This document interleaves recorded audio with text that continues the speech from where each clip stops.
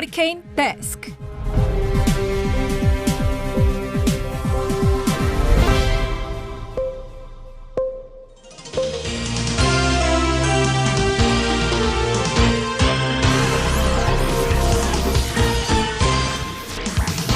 먹고 살기 힘들어도 지나치면 안 되는 세상 소식 전해드립니다. 허리케인 데스크.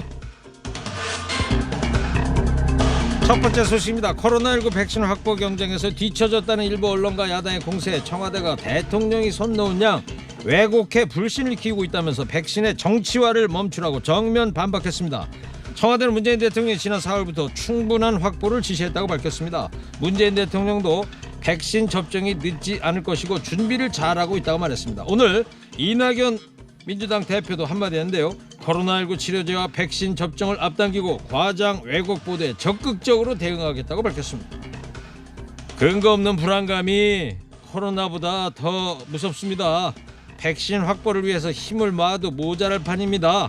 소모적 다툼이 국민을 더 힘들게 한다는 거 모르십니까?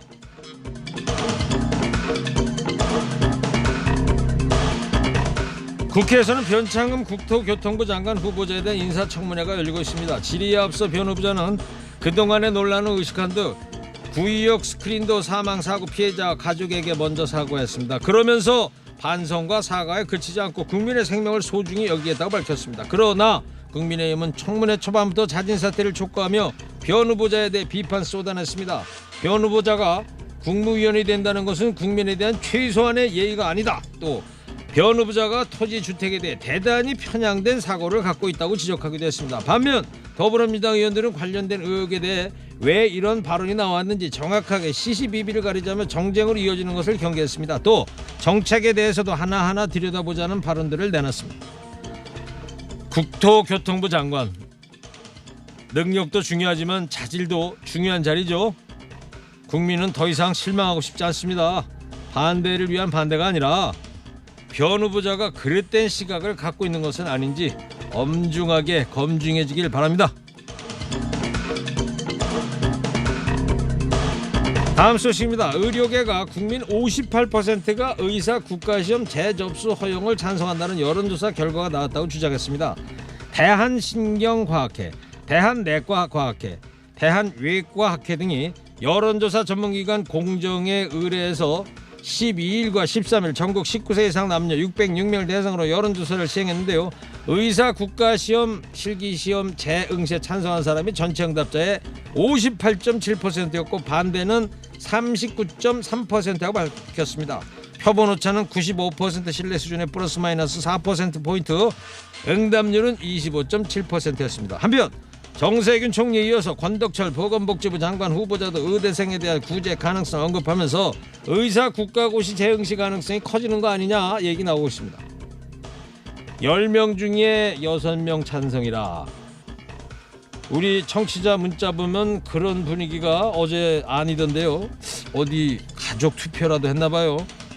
우리도 허리케인 라디오 자체 여론조사 한번 해볼까요, 청취자 여러분? 의사 국가고시 재응시 어떻게들 생각하십니까? 이때다 기회를 잡기 전에 자숙하는 모습을 보인다면 국민의 언 마음을 조금이나마 녹일 수 있을 텐데 안타까울 뿐입니다. 코로나19가 확산하고 있는 가운데 서울 청담동에서 연예인이나 재력가 등 VIP들을 상대로 영업하던 회원제 룸살롱이 적발됐습니다. 방역당국 지침대로라면 코로나19 사태로 유흥주점은 영업금지 대상인데요. 유흥주점이 아닌 한식집으로 위장 등록한 뒤에 영업을 해온 겁니다. VIP들에게만 은밀히 접근해서 회원으로 모집했는데요. 사전에 전화로 예약한 손님만 CCTV를 보면서 신원 확인하고 들여보내줬습니다. 이 룸살롱은 고객들한테 뒤를 봐주는 사람이 많아서 단속 걱정은 없습니다. 이렇게 안심시킨 것으로 알려졌는데요. 경찰은 VIP 회원 중에 연예인이나 재력가 등이 포함된 것으로 보고 VIP 명단을 확보하기 위해 수사를 확대하고 있습니다. 이 와중에 신원 확인까지 하면서 이런 데 다닌 고객이 누군지 진짜 궁금하네요. 근데요, 백 있고 권력 있다고 코로나가 피해가는 거 아닙니다. 마지막 소식입니다. 한국여성노동자회가 조직문화라는 말로 직장에 뿌리박힌 성차별 관행에 대한 설문조사를 했는데요. 우리 회사는 상사의 심기를 파악할 것을 여성에게 요구한다. 우리 회사는 여성에게 사내 분위기 조성을 요구한다. 우리 회사는 외모에 대한 평가를 한다. 우리 회사는 상사를 위한 사적 수발을 여성에게 요구한다 등의 항목에 그렇다라는 답변이 대다수였습니다. 또 조사 참여자들은 직장 내 성차별적 고충들을 호소했는데요. 사근사근해야 할 것을 강요당하고 해야 할 말을 할 경우에 기가 세다는 소리를 듣는다. 복수의 상사가 일상적으로 직원들 외모 품평을 자주 해서 스트레스 받는다. 상사가 전날 과음하면 아침에 속 풀어줄 음식을 준비해야 한다. 팀장님한테 업무 외적으로 말도 걸고 해서 사무실 분위기 좀 띄워달라고 한다. 웃음소리가 안 들리면 힘이 안 나니까 웃으라고 한다 등등등의 사례가 나왔습니다. 한국여성노동자회는 이런 행위들을 심기노동, 감정수발 노동이라는 명칭으로 구체화해서 잘못된 조직문화에 문제 제기를 해야 한다고 주장했습니다. 직장 다니려면 간쓸게 다 빼놓고 다니는 거야. 어디 남의 돈 먹기가 쉬운 줄 아냐? 싫으면 그만두든가. 라떼는 이런 얘기들을 많이 했었는데요. 시대 바뀌었습니다. 여전히 이런 심기노동을 강요한다면 정말 심기 불편해요.